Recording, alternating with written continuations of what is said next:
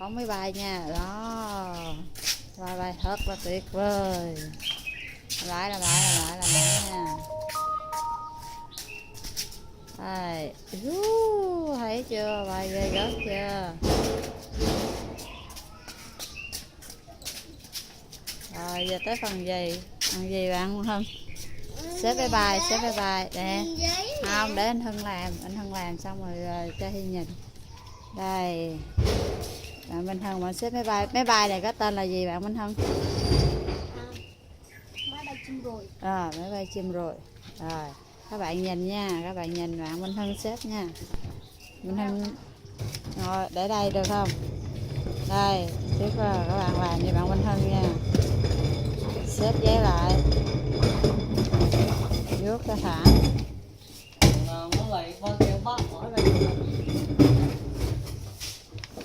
Đó, các bạn nhìn nha. Sợ vô nhà ổng không dám bắt, đi ở ngoài đường là ổng bắt á.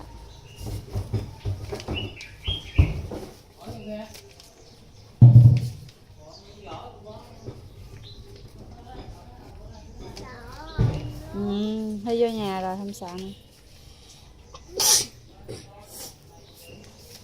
Bạn quan sát kỹ nha, mình phải sử dụng giấy cứng, giấy A4 và làm là phải khéo nha. Vuốt cho nó thẳng thì máy bay nó mới bay chim ruồi mới bay xa rồi. Các bạn coi, các bạn thích thì các bạn hãy bấm nút share cho bạn Minh Hưng nha. Minh Hưng đang ngứa lỗ mũi và Minh Hưng gãi nên không có tai xếp.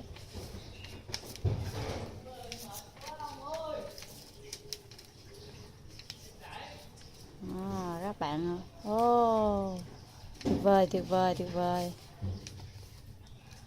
Các bạn nhớ bấm nút theo dõi để xem bạn Minh Hưng cập nhật thêm nhiều clip xếp máy bay nha. Này là máy bay đầu tiên của bạn Minh Hưng, có tên là máy bay chim ruồi.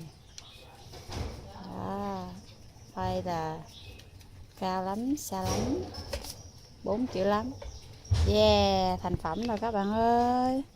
Rồi giờ bạn Minh Hưng ra ngoài phóng thử cho các bạn coi nha. Các bạn thích thì các bạn nhớ bấm nút share và like cho bạn Minh Hưng nha.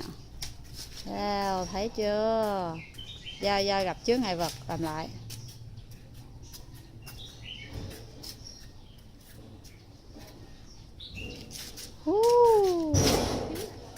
Gặp chướng ngại vật hoài, làm lại.